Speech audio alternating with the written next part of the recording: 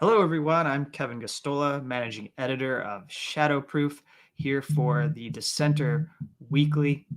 And I am pleased to be here for another edition of this show covering whistleblower stories from the past week, as well as providing an update on WikiLeaks founder Julian Assange's case. Thank you all for joining. People, as you come in here, if you have any questions or comments, go ahead and drop them in, and I'll be happy to respond to them during the course of the show. We'll go through the stories that we have for today, and then at the end, I'll have some overtime discussion on a subject completely unrelated to what we've just covered, but fitting of the moment. So here we go. And I'm doing this on my own. Normally, I have my colleague, Brian Sonnenstein, to help walk me through these stories, but he's taking care of some things related to family this week. And so I would like to read before I go too far ahead. Don't forget to hit the red subscribe button below this video and follow our show. Remember that Shadowproof is a 100% reader-funded and supported website. Our ability to do the show depends on your financial support. If you want to help us sustain this show and grow as an organization, you can check out our page, shadowproof.com/donate. There's several options for how you can support what we do. I'll talk about a few of them after I get done with our stories for the week. But now let's get to the first one that I have to cover. And I'll go back here and put up the first banner for the day. This is our first story. A fund for pandemic emergencies was raided by federal officials, a whistleblower revealed. And this fund, which is part of the the HHS department, which is the Health and Human Services Department, is one that has been in existence for some time.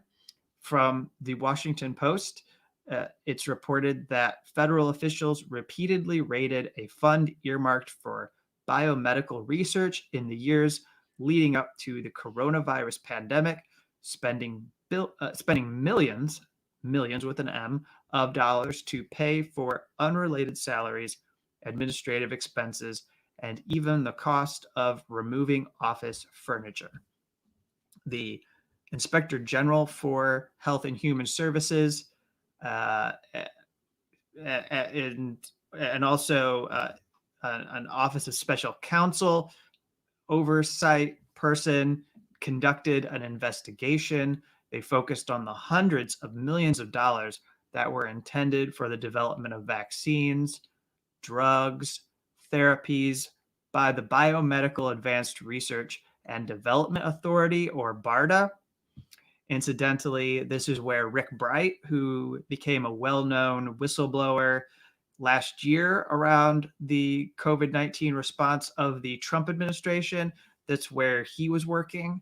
And so BARDA was misusing or abusing these funds.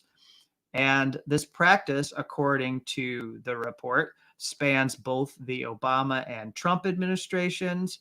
It's unclear if it goes back even further, but it does make it evident in the report from the Washington Post that this has gone on for at least a decade. So continuing further, the Inspector General substantiated some of the whistleblower claims, finding staffers referred to the agency as the Bank of BARDA, that's in quotes, and told investigators that research and development funds were regularly used for unrelated projects, sometimes at exorbitant rates.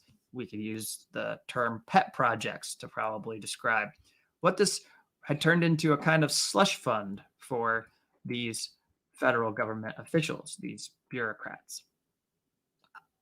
Quote, I am deeply concerned about the apparent misuse of millions of dollars in funding meant for public emergencies, public health emergencies like the one our country is currently facing with the COVID-19 pandemic, Special Counsel Henry Kerner wrote in a letter to President Joe Biden. Equally concerning is how widespread and well-known this practice appeared to be for nearly a decade. The IG, the Inspector General, concluded that federal law was violated because the funds were not used for the purpose which Congress had originally designated. So that's that story. And I will now continue on with the next one on our list, which is that there's a court that has ordered, a federal court has ordered agricultural company to increase their COVID-19 safety measures after a whistleblower complaint was filed. This was submitted by a migrant agricultural worker. And so this comes from Anna Popovich, who is with Whistleblower Network News. She put together a good summary of this, and I'll just read from her report. Quote, I want to work, but I also want to live. End quote. These are the words of Maria de los Angeles Calzada Navarrete, a migrant agricultural farm worker who just successfully sued for increased COVID-19 protections in her workplace. Previously, she was allegedly forced by her employer to move into housing with a coworker who exhibited COVID-19 symptoms and unable to obtain a COVID-19 test paid for by the company. On November 20th, 2020, Calzada Navarrete, the same worker, she sued her employer, Village Farms, for failing to take measures to protect the health and safety of their workforce during the pandemic. Then a judge named David Guadarrama ordered that Village Farms enhance their COVID-19 precautions for employees in several different ways. So what this means now is that Village Farms will be required by this court order to provide free COVID testing to employees who are symptomatic or suspected of having the virus. They also must offer living quarters to people suspected of COVID. They are to be offered separate quarantine housing to isolate from employees as well. And some more background for you all on Calzada and what she has endured as a migrant worker. She worked for Village Farms' packing shed, packaging vegetables in their unmanufactured state prior to delivery for storage. Village Farms is described as one of the largest producers, marketers, and distributors of premium quality greenhouse-grown fruits and vegetables in North America. It operates in West Texas. It employs at least 100 workers at this location where Navarrete worked. At the time, Calzada Navarrete was living in housing that was provided by Village Farms. It was her home because her where she does live is too far away from the work site and she can't commute every day. So the lawsuit alleges that her managers told her she had to move from a trailer in which she had her own bedroom into a 4-bedroom, 2-bathroom trailer that already housed 4 other women. However, the lawsuit indicates that one of the residents who lived in that had been feeling sick prior to Navarrete moving in and then tested positive for COVID a day later. So being instructed to move to this housing exposed her to COVID-19. And that became a part of the lawsuit challenging the way that Village Farms was failing to protect workers from getting COVID. So this leads into a systemic problem within our country that has existed and festered and gotten much worse over the last year. It was exacerbated by the deregulatory, the market fundamentalism of the Trump administration, which wanted the OSHA, this Occupational Safety and Health Administration under the Labor Department. They wanted OSHA to do very, very little, to be there in the factories or the shops or the workplaces, interfering. That's what they would say. They would say it would be interfering with businesses, putting inappropriate restrictions and guidelines and rules in place that they were expecting corporations to follow with their labor force. And that's how the Trump administration and others in the Labor Department viewed the existence of OSHA. And so you had thousands upon thousands of complaints being submitted during the pandemic, and OSHA did not act on them. And so now for our next story, if I could just roll right into it, we have an executive order that Biden signed, which is supposedly going to improve worker safety, except when you look at it, it is relatively toothless. And it doesn't exactly affect or direct the Labor Department or any government agency to do anything to address the whistleblower protection program within OSHA. And so this, I also got this story from Whistleblower Network News. They've been doing really good work, and they're really on top of it this week. And this executive order is one that, according to the order, says it would ensure the health and safety of workers, that this is a national priority and a moral imperative. It calls for the labor secretary to revise guidance on COVID-19 related workplace safety, consider emergency temporary measures related to COVID-19, and to review the enforcement efforts related to COVID-19. But that largely doesn't do anything for people who are being impacted daily. And it doesn't direct any additional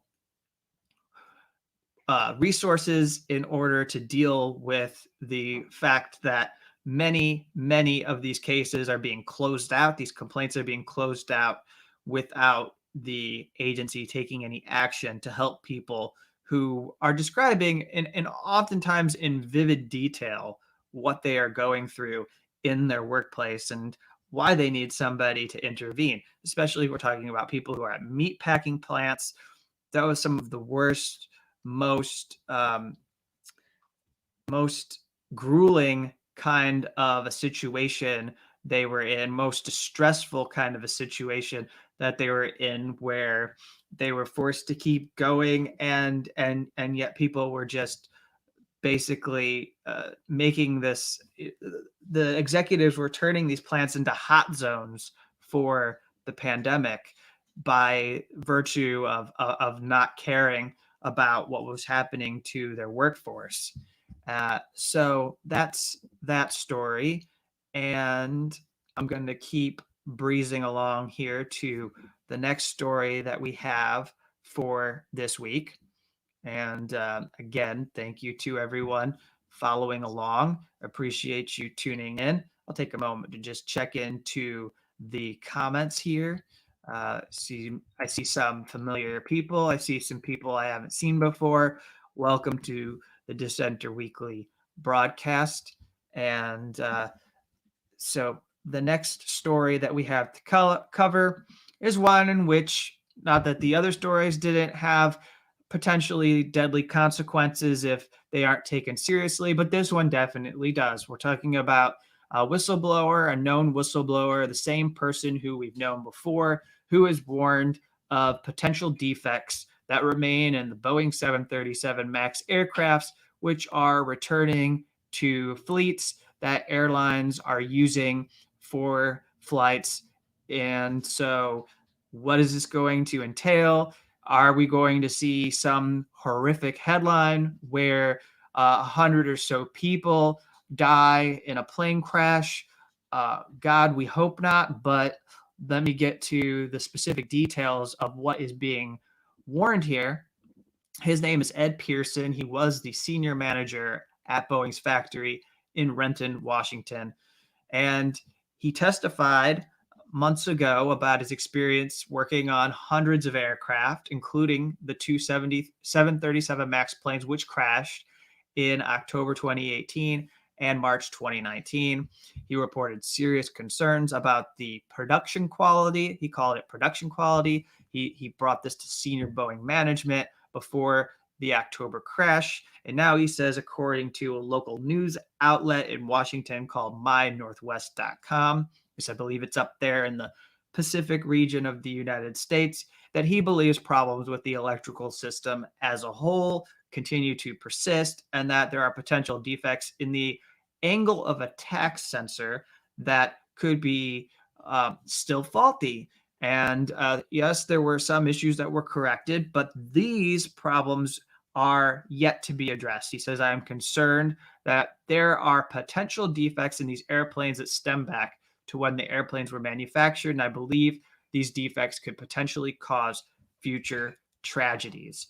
And he's concerned that the electrical issues do not just end with the MAX airplane, but could also be in two other models, the 737NG and the P-8 Poseidon. So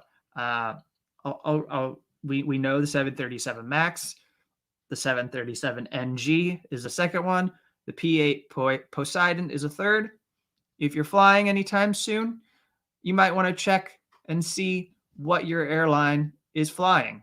You might want to see what your flight is going to be, what model airplane you're going to be flying. If it's a Boeing plane, you're going to want to know if it's one of these models, and you might just choose to change your flight. I don't know. It depends on how you're feeling that day. If you got to get somewhere, then maybe you don't have time. But if you can change your flight, you might want to take an extra precaution, because the FAA is entirely derelict. We covered in earlier in January, when I think our first edition back from 2020, we talked about this hearing that was conducted over aviation oversight at the FAA, which we learned they're really not doing a whole lot of. They're pretty captured by the airline industry and have been able to get away with a lot, or they're just letting those airlines get away with a lot. And there's several airlines that are implicated in corrupt conduct and fraudulent behavior. And so this is now going to be the problem of the FAA administrator under Biden to deal with. Transportation Secretary, Mayor Pete Buttigieg, who we expect to be confirmed, this is going to be his problem. He has to solve this. He has no background in this whatsoever. He is likely to defer to the corporate interests and influence of Boeing. And so again, I remind you, these are the models: 737NG, P-8 Poseidon, and then the 737 MAX. Since we can't count on our government to keep us safe, you just might want to avoid any flights that are using these airplanes. Any airlines that are using these airplanes too. So let's move on to the next story. The next story that we have on our list is one that starts to move us towards our regular section where we cover WikiLeaks and Julian Assange and other related stories. This involves an alleged WikiLeaks source named Josh Schulte, who is still in prison despite the fact that he was able to, for the most part, I'd say, prevail in his trial against the Justice Department. He was put on trial as an alleged source behind the Vault 7 materials that were published by WikiLeaks.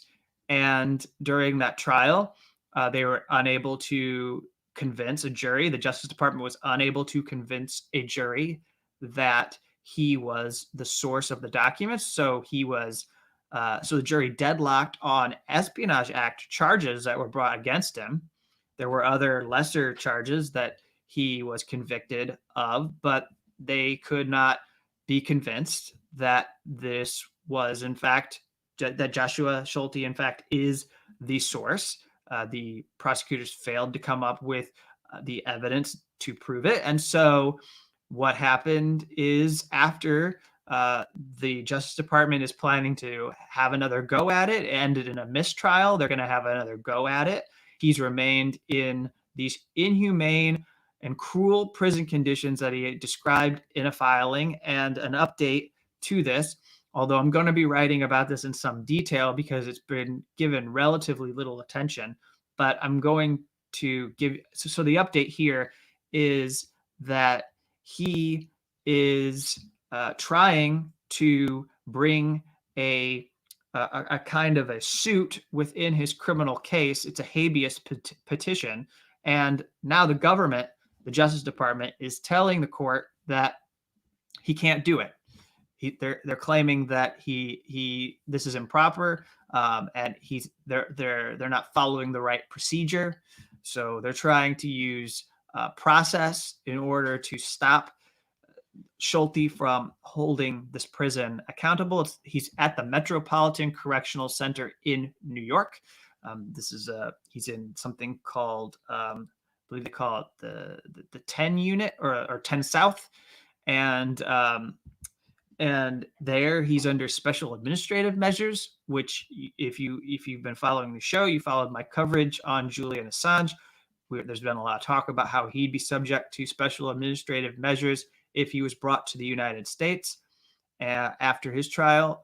Before, during, and after, he could be put under these special administrative measures. And Schulte has been put under these measures and describes some of the restrictions imposed on him in his complaint about the cruelty of the conditions. And so the government, the Justice Department prosecutors, are saying that he can't bring a challenge to his conditions within his criminal case. And, the person he should go after is the warden of MCC New York, this prison.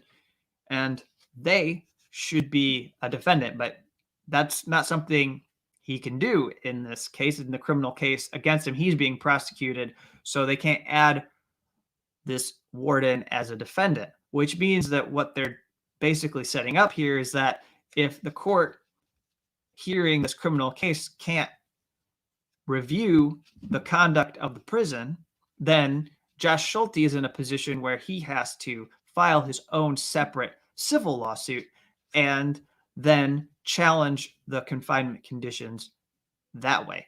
What that means is that he has to find a lawyer, he has to find some resources, and he already is being represented by public defenders.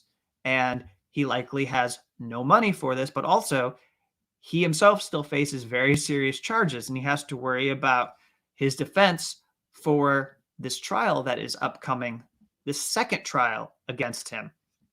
And it's likely to have a lot of similarity to the one he already survived, but you have to be participating in your defense. You have to be focusing on that. And there's already very, very limited time that he has to speak with his attorneys and to work on discovery related to his case. He has very limited access to legal material because he is under SAMS. And so what does that mean for Josh Schulte? That he ultimately has to face the fact that he could be in these conditions, these brutal conditions that are described, for the next several months as he awaits this second trial. And then that means it's not going to get any better. He describes in the filing how there are rodents and there are cockroaches, and it's described by his attorney as truly abhorrent, unconscionable, cruel, and unusual punishment. The words barbaric torture are used. It's cold. It's freezing because they don't have proper air conditioning and heating that's regulating the cell where he is. It's basically like a concrete closet. It says Schulte wears 4 sets of clothing, 5 sets of socks, a sweatshirt and sweatpants, 2 blankets, 3 sets of socks on his hands, and still freezes with the temperature in his cell. When the temperature in his cell plummets below freezing and water literally freezes in his cell, the warden and the staff of the Metropolitan Correctional Center are aware and indifferent to this reality. And so there's a lot that's described in there. I'll go into some more detail. If you're a subscriber of the Dissenter Weekly, you'll get this in your inbox. And I'm going to dig into just to go a little bit further, do some more comprehensive coverage. The Associated Press did a pretty decent report, but there's a lot here to dig into, and also to compare it and show how this actually reinforces Julian Assange's case against extradition, this is what they're doing to Schulte. I mean, imagine what they're going to do to Julian Assange, someone who these people probably loathe even more because they've heard his name and because he's been so demonized and his character has been assassinated for the last decade. Just imagine if this is what they can do to somebody we don't really know. I mean, Joshua Schulte is a nobody. And for what it's worth, it seems like the government has the wrong person and they're not willing to admit that they're trying to punish someone who never released these documents to WikiLeaks. He's still an alleged source. They can't prove he's the source. So while they insist on pushing this and he is in these conditions that are obviously cruel.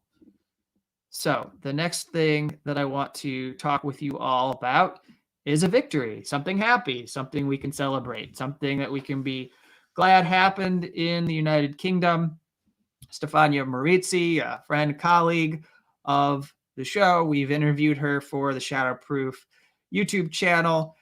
There's an interview there about her being a target of the UC Global spying, as well as going into some detail on the filing of Freedom of Information requests in the UK for documents related to WikiLeaks and these people who are associates as well as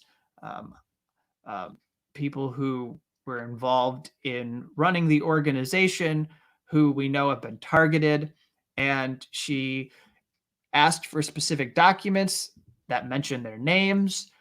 She knows that there's documents related to the UK having conversations with Sweden, and she would like to get the documents that she has put in a request for. But the government was saying that she might not be somebody who could make these requests because she is not from the United Kingdom. She is from Italy. So effectively, if that was to stand, it would mean that people who were not residents of the UK would be blocked from asking for this material. And as it turns out, that legal argument, this case, had no merit. This effort to frustrate Stefania Maritzi must come to an end after a crowdfunding campaign in which she had to expend her money to pay for lawyers and you know, go through this court hearing. She's now got a ruling that defends the right of people in the UK to make these freedom of information requests. It's a triumph for press freedom, or at least, if you don't want to go that far, reaffirms the right that people have to request these documents. It's good because globally it means that we can get access to this material. And Stefania Maritzi, a great credit to her, one of the only journalists, I can't even say that I have done this. She's the only journalist that I know who was put in for this material and made these requests of the 4 governments that are implicated in what went on with ensuring that Julian Assange remained tied up in legal limbo and could not go to Ecuador after being granted asylum. You know, their actions need to be exposed, but we know that documents have been destroyed related to their activity, and Stefania's trying to get more details for all of us so that we know what was going on against Assange and WikiLeaks, and could have some bearing in helping to keep Julian Assange from ending up in the United States. You never know. We don't know what kind of conflict of interests might be. So she keeps pushing, and we hope that those documents get released. Stream here has paused and restarted. I don't know what you lost from me, but I think it's back up and going, and I'll keep moving along here. As we come to an end of the Dissenter Weekly, I will say this as a final message, that next week, Joe Biden's administration will publicly own the Assange case, and it will no longer be the Trump administration's case. And by that, I am referring to the fact that the U.S. has confirmed that it has filed its intent to appeal, and they did that back in January 15th. Trump was still in office. But now, 2 weeks later, so January 29th, which is tomorrow, Friday, they are going to file their grounds for appeal. And we may not see the types of arguments they intend to raise, but as highlighted by the Assange Defense Committee, we are now going to get to see what the Biden Justice Department is going to push in their effort to bring Julian Assange to the U.S. for trial. And once they do that, we no longer can charitably ask that they drop the charges. We no longer can say things like Barack Obama's administration had a Justice Department that declined to prosecute. So we hope that they see that Donald Trump's Justice Department departed from norms and pursued a case that will threaten press freedom. We have to now say that those Justice Department prosecutors are just as guilty and complicit and responsible for trampling and jeopardizing press freedom.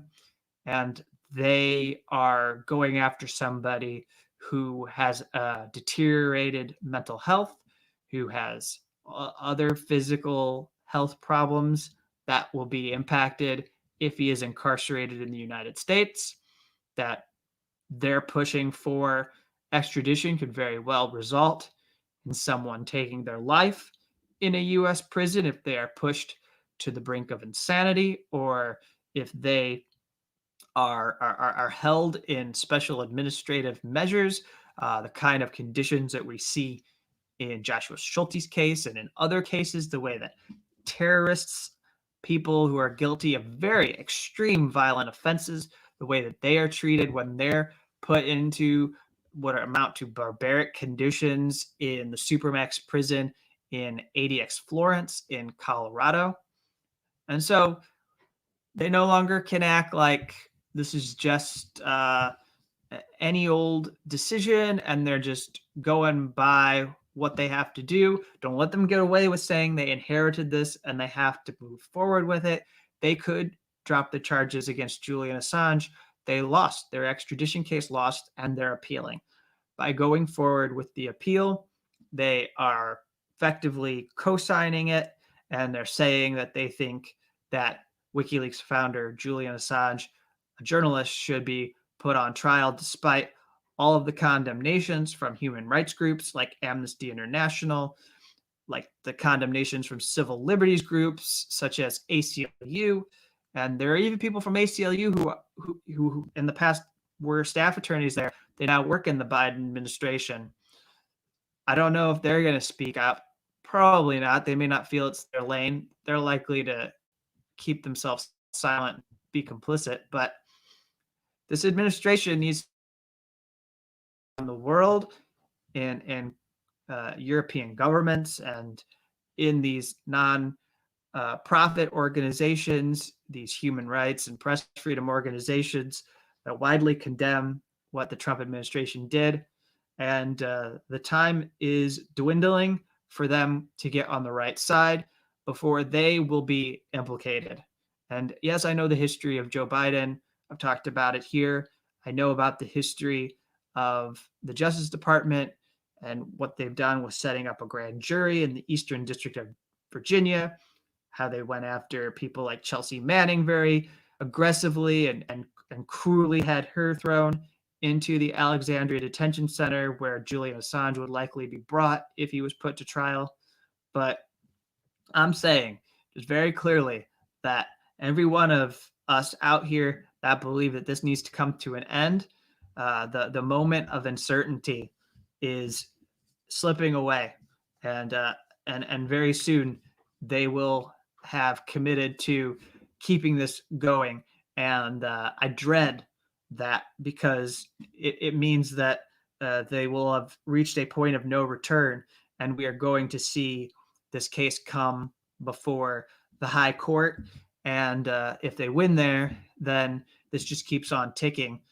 If they lose again, then they may feel like they need to double down and keep going with the case. But it shows that this is a bipartisan kind of a thing to target and go after a publisher. And I know that there are Democrats and Republicans who loathe Julian Assange. We knew that this kind of thing could happen, but we've sort of held out that perhaps people would refer back to the work that was done under Attorney General Eric Holder and back away from this. And yet, as it stands right now, we have nothing to hold on to in order to ground us in that feeling that perhaps this government will back off of prosecuting Julian Assange. And that's sad. So with that, let me go to the comments that we have coming in from people. Let's see what we have from some of you who are watching. We have Best Magic is here. Rob, hello. Modi, hey. Hello. Alexandra, all of you, thank you for tuning in to the stream. It's good to be with you. And I see some of your comments, some of your appreciation for my continued coverage of the Assange case. And I see some of your rage and your frustration with what I've been describing on the stream. So thank you for all of that. Here in the US, we continue to see this episode playing out around people who are basically being told that they don't have the power, they're not as important as the elites, they don't deserve protections. I'm talking about the panic that has led to a crackdown on people when it comes to GameStop and these other stocks, and people who are speculating. And as I went to record this show, we have Eat the Rich trending on Twitter, which warms my heart to see that that's out there. But also, it is amazing to me that we're seeing comments from people who are, whether it's genuine or not, they play to the populism of the day. And it would seem that we have right-wing figures who are genuinely upset with the fact that people, everyday people, are being told by these trading platforms that market speculation and casino capitalism is only for the rich. It's only allowed in the United States if you work at a major hedge fund on Wall Street. And if you want to get together with 1,000 or so people on a Reddit thread and go speculate about the price of a stock and drive it up, or if you want to challenge an entire firm because you think that you hate them, you don't like them, or you believe they're wrong, and you decide you want to put your power to work challenging their choices and their own risky bets, that needs to be stopped. We're seeing this kind of a crackdown where not only are people not able to continue to buy shares in these companies, and Robinhood is involved in this, but we're seeing shady behavior, like a firm instructing Robinhood to stop this, while at the same time turning around and re-upping or even maybe adding to their short bets against GameStop, designed to drive this down, to ruin GameStop's stock value, basically. And so let me just, I want to pull up something for you. I want to clear this up here just to make sure that as I talk about all of this, people out there have a kind of basic understanding of what I'm talking about when I mean, some of you might have been curious already, and maybe you went and you pulled up some kind of an explainer to help you understand what's going on with the casino capitalism that is making news headlines here, and how we're deciding that people who are average and not part of these firms shouldn't be able to do this, even though market speculation is the game. It's what happens every day. But there's a good post over at Reddit that outlines what we've been seeing. I just want to make sure, because I've dug into this and been following it. As I said yesterday during a stream, this has some major Occupy Wall Street vibes for me, because it seems like people who are getting involved in this, even though it maybe didn't start out this way, it's entirely likely that this is kind of a spy versus spy deal, or a hedge fund versus hedge fund deal, or one major investor versus another major investor, and it's capital going against capital. But then you're seeing that there are average people who are digging into this after reading some of the messages on this board at Wall Street Bets on Reddit. And so this lays out how this exactly works. Some might be confused about what we've been seeing transpire. I'd like to do my job and help to educate. And this is a sound explanation here, and I don't know who to attribute this to. I think it's just posted anonymously, but this is the way this has all been working. So this person describes what we're seeing as a kind of turning point in world history. It does sort of feel like that. It feels like what's happening.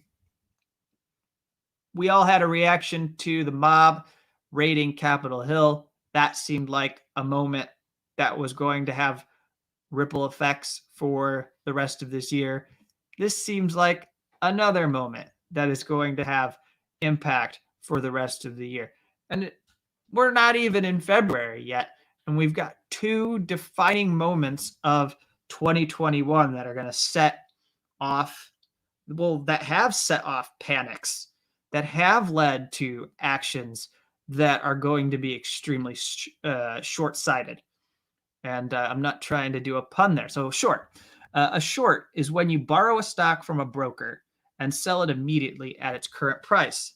Then you hope the stock's price falls such that you can buy the stock back at a lower price and return the shares you borrowed to your broker, but keep the difference. An example would be, let's say you want to short XYZ. That's the company, which has a current price of $10. You borrow one share and sell it immediately at $10. I have $10 now, but I owe my broker the one share I borrowed. Then let's say that price of XYZ drops to $7. I now decide to cover, which means that you buy it back. And you buy one share at $7 and you return the one borrowed share to your broker. You made $10 because when I made $10 when I sold, and I only had to pay $7 to buy it lower. So that means that you profit $3. You are making $3. Now let's say instead of the stock goes up to $15, you still have to return that bar to your broker. Now it will cost you a lot more to buy it back. You're going to have to pay $15 to buy back that share. So your losses will be the $5 difference. You're going to lose $5. You're rebuying at 15 to get out from under it. Since the price rises indefinitely or could rise indefinitely, your potential losses as a short seller are unlimited. At some point, you have to buy it back to return the shares that you have borrowed. The more the price rises, the bigger your losses. This is what people are running into at these hedge funds with the GameStop shares. Now, for GameStop, this person writes, a few weeks ago, a Redditor on Wall Street Bets noticed that a hedge fund had taken a massive amount of short trades against GameStop. They convinced everyone on the thread to join forces and buy as much GameStop stock as possible. This made the price rise, and the hedge fund's short position started to lose billions. Their losses even surpassed the $13.1 billion that the hedge fund was worth. Eventually, the hedge fund had to close their short positions and buy all the GameStop stock back at much, much higher prices, sending the price even higher still. This is called a short squeeze. Now, the hedge fund is declared bankruptcy, and the Reddit thread is combing through other hedge funds with massive short exposure so they can short squeeze them into bankruptcy as well. All of Wall Street saying the public joining together in this fashion should be illegal, but really they just lost at their own game to the masses. So it's basically populism defeating the capitalists, essentially. And because these firms are fearful of people making their own decisions, being able to do this all independently from them and make money, they've come in to shut this down. There's part of it that they don't like is that it has a kind of vengeful aspect to it where, people are saying eat the rich in the process of taking these people down.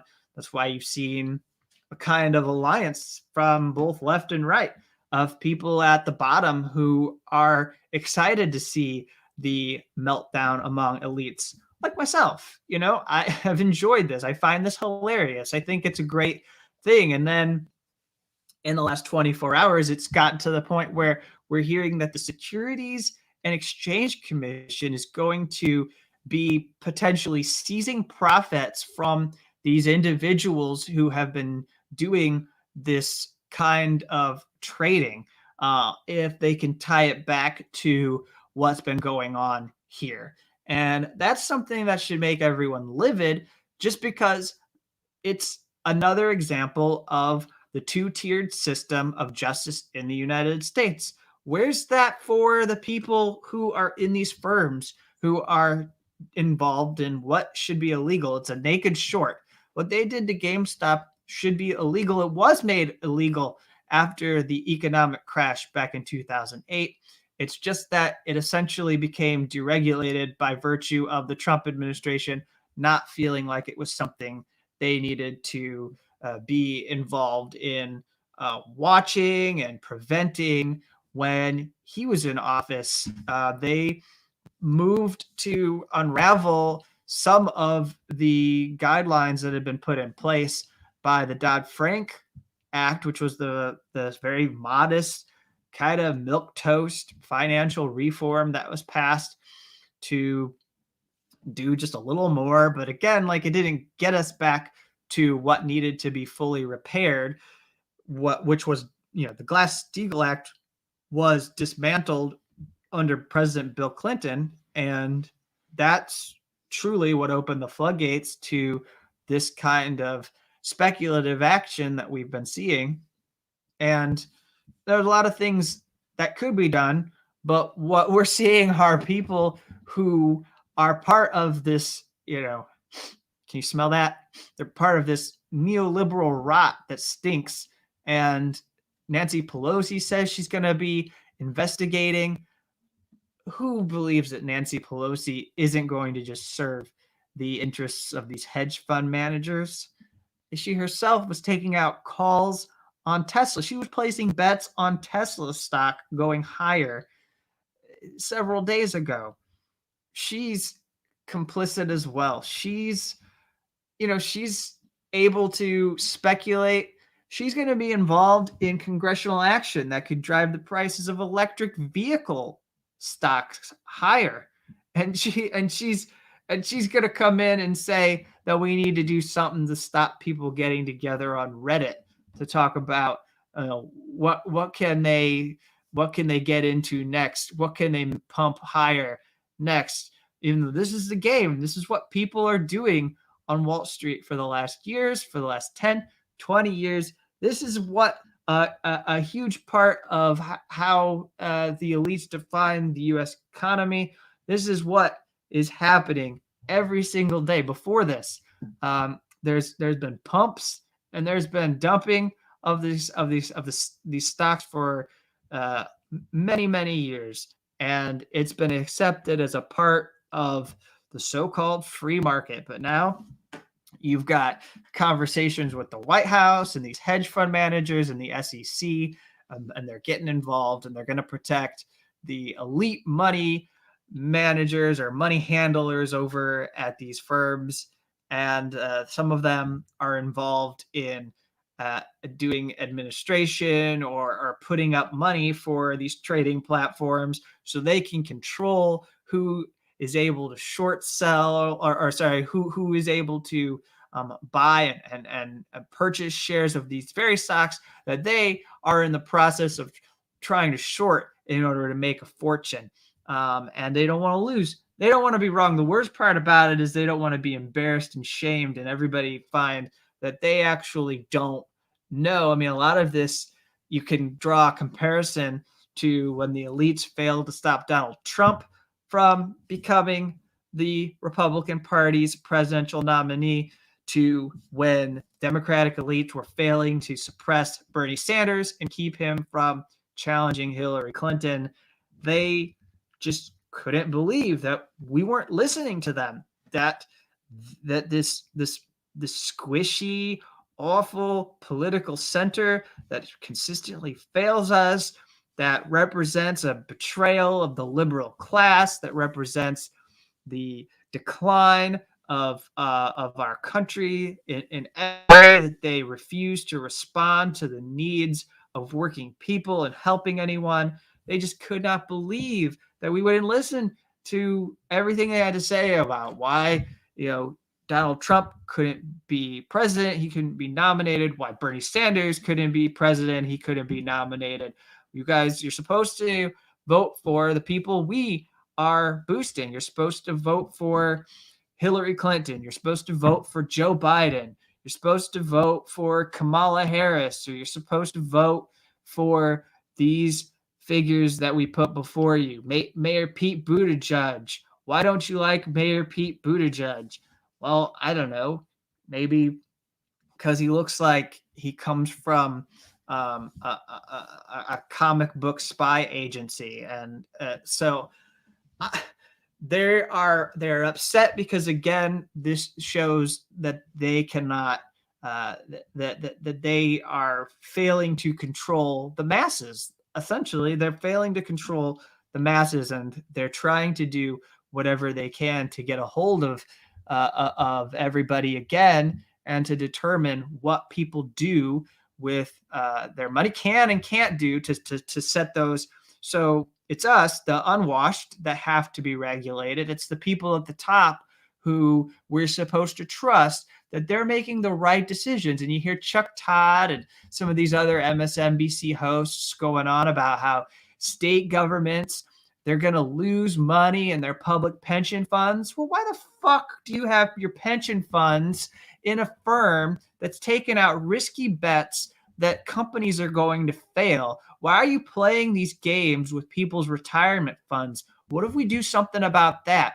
We need the hearings on that. We don't need hearings on why people on Reddit were able to get together and speculate and drive up GameStop's share price. We need the hearings on the corruption of people putting retired Americans' hard-earned money into the hands of hedge fund managers who are using this money to make these kinds of bets that are all about destroying wealth. It's about betting that companies are going to fail. I'll go back to the original reason why this all started, is that this firm thought GameStop would not be able to compete against Amazon, a monopoly that has been able to inflate its share price tremendously. The pump on Amazon is extreme, but maybe a little bit more backed up by what they have been able to do. But the rise of Amazon in the market is extreme, and there's no action whatsoever on the part of our government, of the U.S. government, to do anything.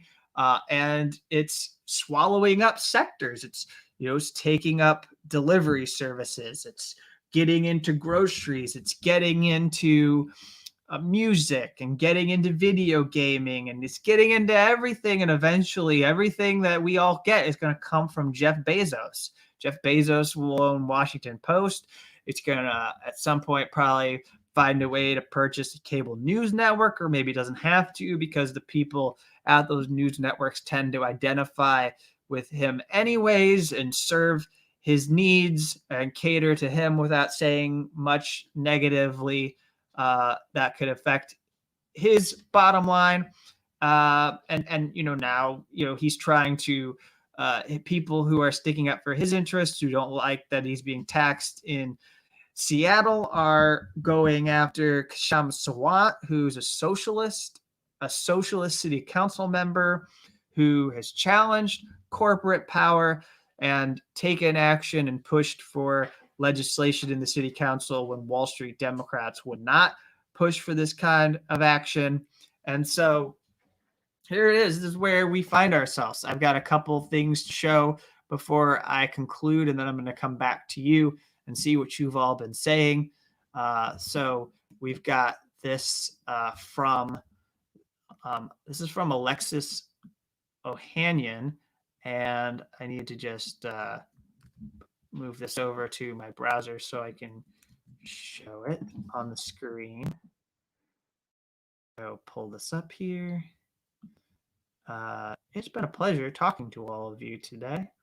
And so let me just pull this up.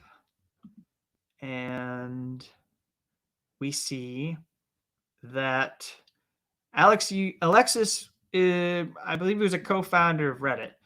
So he's got this really great thread. And this goes back to what we've been seeing with the populism in the comments of Reddit, where people there have been posting these very, really profound messages about why they are getting engaged in these actions.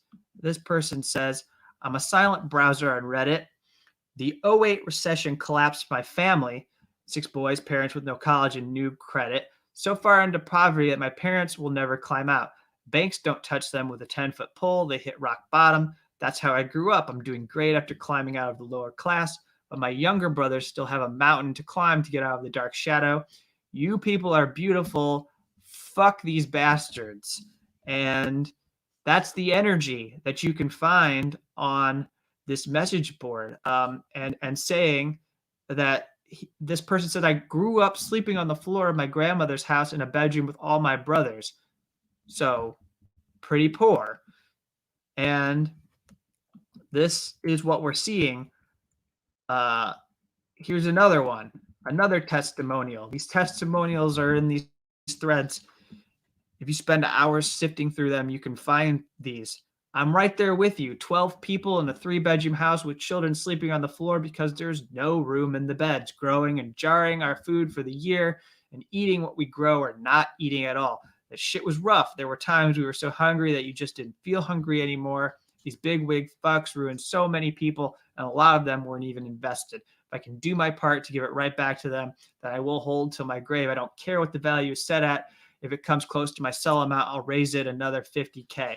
This is too personal for a large amount of people. I'll be fine financially, even if I lose everything in GameStop, and I'm happy with that. I'm not selling ever." So it's about pride and dignity for some of these people.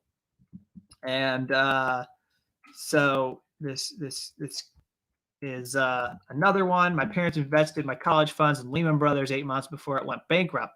8 months before it went bankrupt. They were promised 8% annual returns. It had a AAA rating, meaning it was supposed to be a safe company, one of the safest companies to invest in. So this is kind of revenge for common people, that person writes. And so this is kind of thing that has become very common, very, very common.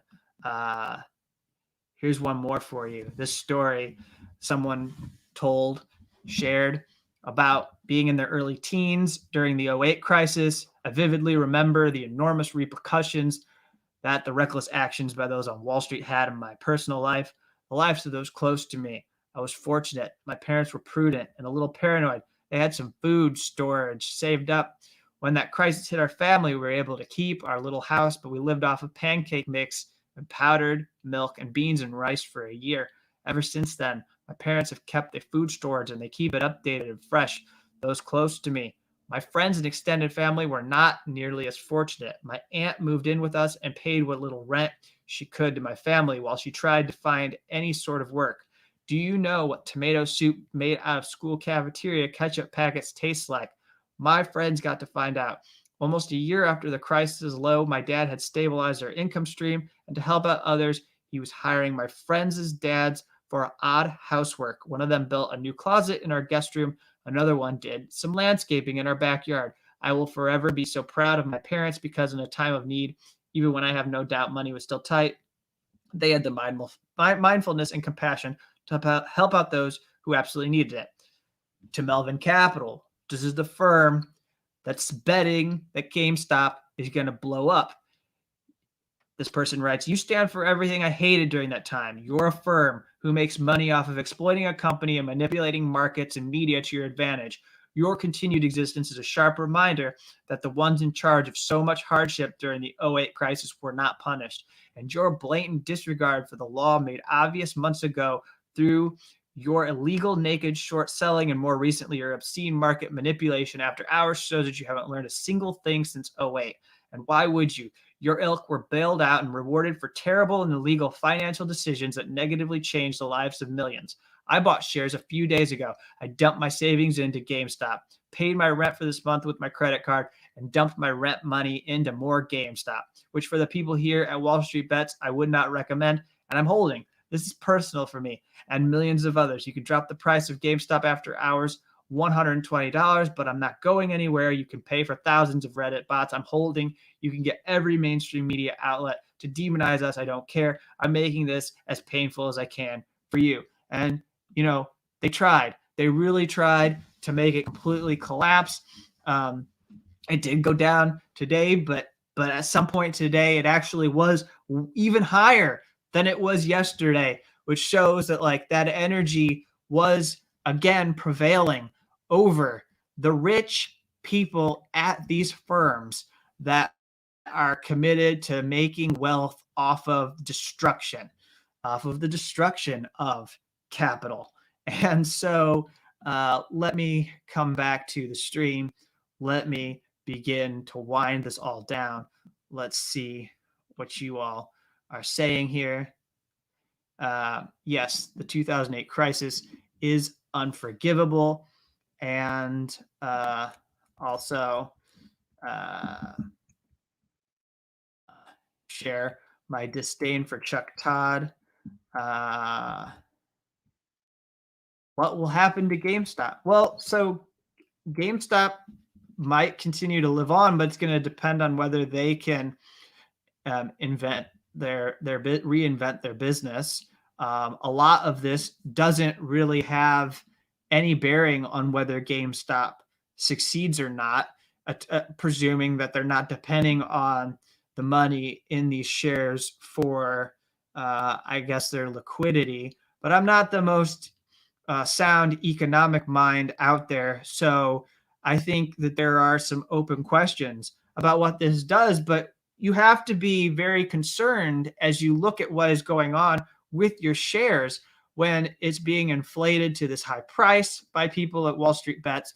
And then you see that this company is betting that you're going to fail and are trying to drive the shares of your company down, make you look like you're falling apart, make it harder for people to believe that you are able, driving your share price down can erode people's confidence in what you're able to do. And that has an effect. And so it could effectively discredit you and mean that you do have to just pack it up and end everything that you've all been doing. None of this analysis is to celebrate or condone, suggest that GameStop is this like sterling company. They were claiming people who were coming there were essential workers during the pandemic, which was awful. And so they're not redeemable. There's lots of people in Wall Street bets that are involved who are irredeemable. Definitely, I have no love for the people at the hedge funds that are trying to destroy this company or make money. There's just something intrinsically that I like, and it should be very Robin Hood-esque to go after these firms that are trying to destroy companies, trying to destroy wealth and profit off of that. But you see the app that has that actually stopping people from Robin Hooding. I've seen that going around today. And the Discord message group that Wall Street Bets had ended up being censored. The timing was absurd. The fact that they thought they could put out a statement and say, oh, well, it turns out this group that is involved in all of this, it's getting all kinds of headlines. It turns out that there's hate speech. It turns out there's glorification of violence. It turns out there's misinformation at this group. So we shut it down. It has nothing to do with that thing you're all following that has people in a panic. We're just enforcing the rules. We're just moderating. Just what we are supposed to do. Nobody fucking believed that. Nobody thought that that's actually what was going on. Of course, somebody leaned on them, as we've been seeing, that phone calls have been made by people at these firms to get things to fall into place so that this could be stopped, or so that they could do triage and prevent the loss of billions from becoming tens of billions, because they knew that those over at Wall Street Bets had figured out a recipe that could drive them into financial ruin, much like people were driven into financial ruin after the 2008 economic collapse, for which no one was ever prosecuted. Nobody was ever prosecuted. So don't let people go on and on about the risks of market speculation by the unwashed, when the people at the top can do that every single day and have been doing that for the last 20 to 25 years without any repercussions whatsoever. These are the people who let the dot-com bubble pop, and that led to its consequences. These are the people who are of the same variety that brought you the savings and loan scandal. We're somehow supposed to trust that they know. What they don't want is people who get involved who aren't sophisticated as they feel they are. They believe they're sophisticated. It's the same thing it goes with in the pundit class. The people who are on TV, the shiny, happy people, the people who think they're so beautiful, they think that we should listen to them, and they think that people like us, people who look like me, people who sit here and very basically, humbly, with humility, talk to you about these subjects. They think that we somehow lack the expertise and the culture. And so if we don't listen to them, they're going to find a way to remove alternative viewpoints. And that's the way it goes. And I know it isn't that, that's a little bit reductive, but it isn't that reductive. When you look at what's been unfolding over the last months, it's not that reductive. It really does seem to be a hallmark of the way that they're trying to constitute and maintain their power as they continue to lose a hold on a lot of masses who feel they do not have legitimacy anymore. And the only way that they can hold on to any legitimacy is through authoritarianism, by imposing their will, finding mechanisms that can squeeze everyday people and basically force them to submit and force them into compliance.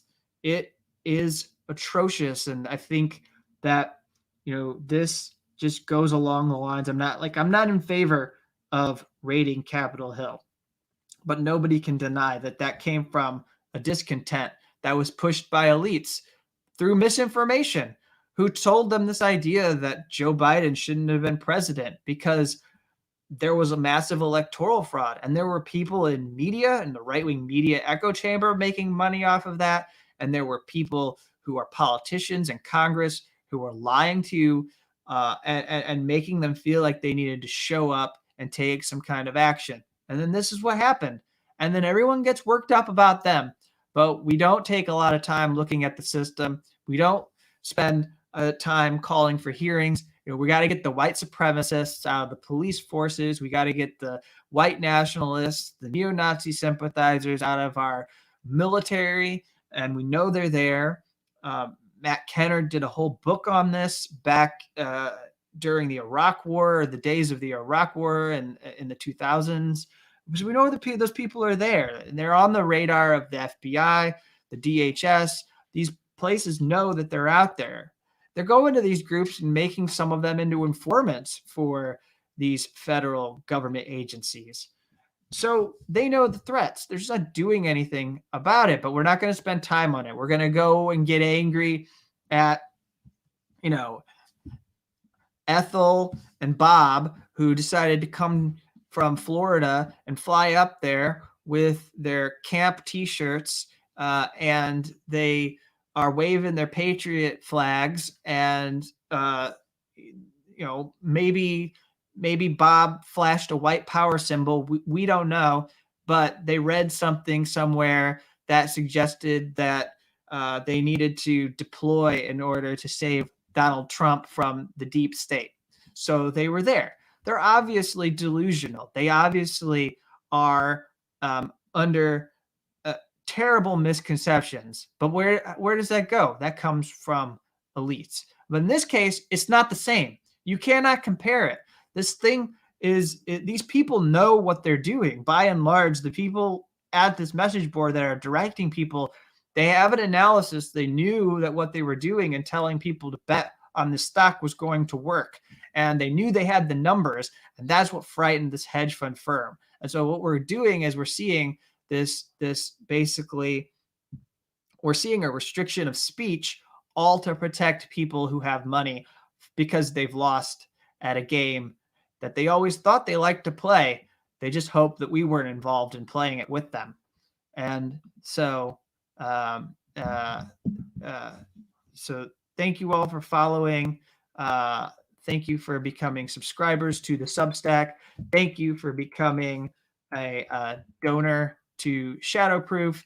Many of you already are supporters. I can recognize you and see you, and you stick with me and you listen to me do these rants. And I'm going to be doing an episode of Unauthorized Disclosure tomorrow that I'm going to be pleased to share with all of you. We're going to have Brianna Joy Gray. I'll be talking to her with Rania Kalik. I'm very excited to be able to do that. So I'll tease that for all of you. This is the newsletter, dissenter.substack.com. It's where you can go if you'd like to get the report that's upcoming on Josh Schulte, as well as future reports on WikiLeaks and anything whistleblower related. And also, you can go to Shadowproof and support some of the work that we have from our freelancers. Ella Fassler did a fantastic story for us, and I talked to her. Her interview is up on the YouTube channel. It's about 15 minutes where we talk about crackdown on prison organizers at the Kilby Correctional Facility in Alabama. And let's see what else. I think that about covers it. I'm really glad to be able to do this. It's always a pleasure to end my day talking with you and engaging with people who care about many of these issues and who do, I can see from Alexandra, share a sense that we need to find some way to stop this madness. And I can't help but notice that at the same time that people are panicking about people putting some of their hard-earned money into a risky bet, hoping it plays out, and ending up walking away with a few extra $100, if not more, maybe thousands of dollars because of that. Now able to pay off bills, some of their loan debt, put food on the table. We've heard stories of people saying, I finally was able to buy name brand food products to have meals. It's incredible. I can't help but notice that what we see is more news headlines about how we aren't going to see these $2,000 stimulus checks go out to people, that it's getting worse and worse by the day.